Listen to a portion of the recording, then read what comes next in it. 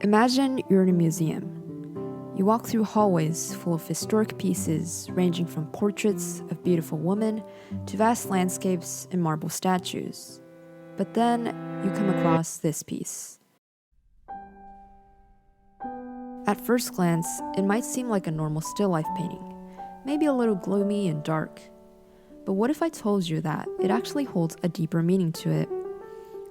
You see, this is actually a specific type of still life painting called Vanitas.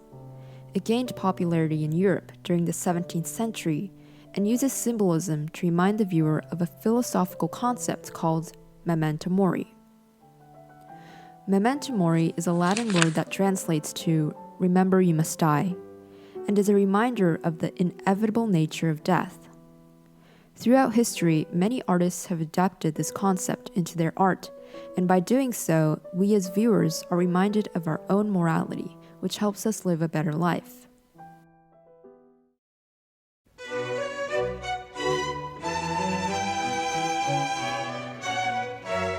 The philosophy of Memento Mori dates back to classical antiquity of ancient Greek and Rome. The word itself is believed to originate from ancient Roman traditions. During a victory parade, a slave would accompany the military general in his march. They would then whisper in the general's ear continuously, "Respice postite, hominem te es memento, memento mori." This translates to, "Look behind, remember thou art mortal, remember you must die." In this way, the general was reminded of his own morality, which would prevent excessive pride and confidence. The reminder of death was a common practice among Greek philosophers as well. In the book Moral Letters to Lucilius, the Stoic philosopher Seneca writes, "Let us prepare our minds as if we'd come to the very end of life. Let us propone nothing. Let us balance life's book each day. The one who puts the finishing touches on their life each day is never short of time."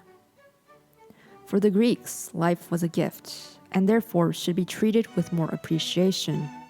In other words, the reminder of their own morality gave a person purpose and priority in life.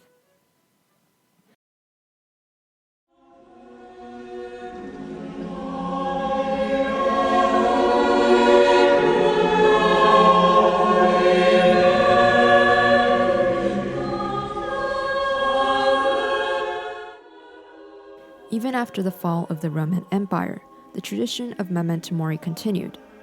During the medieval ages, many art depicting death started to appear in the forms of sculptures, architecture, tombs, and paintings.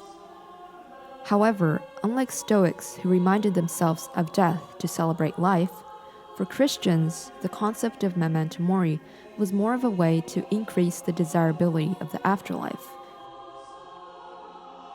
In addition to religious beliefs, the late Middle Ages was also a period of great suffering due to the Black Death and political conflict.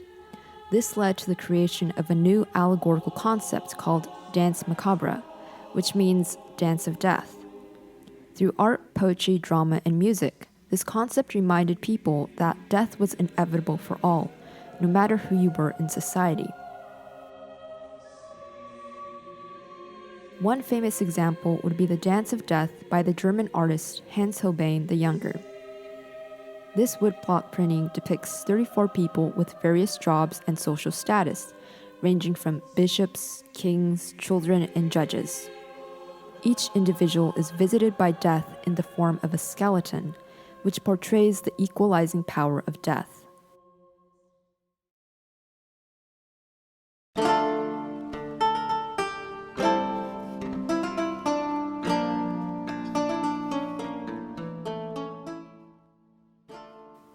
Entering the Renaissance, artists have started using symbolism in still-life paintings to portray the concept of morality.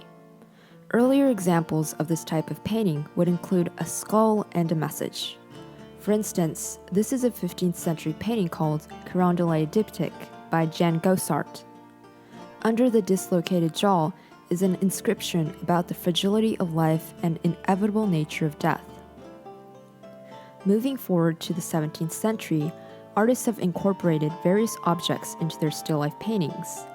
This genre of still life painting is known as Vanitas. The word originates from a line in the book of Ecclesiastes, which writes, "Vanity of vanities, saith the preacher, vanity of vanities, all is vanity." A Vanitas painting often includes objects such as fruits, flowers, skulls, musical instruments, clocks, extinguished candles, books, and wine. The skull, flower, and candle represented death, while books and food symbolized worldly pleasures. Finally, clocks and hourglasses were a representation of the passing of time. Through these objects, the painting reminded the viewer of two moral concepts, one being the transient nature of life, and the other being the worthlessness of pursuing worldly pleasures.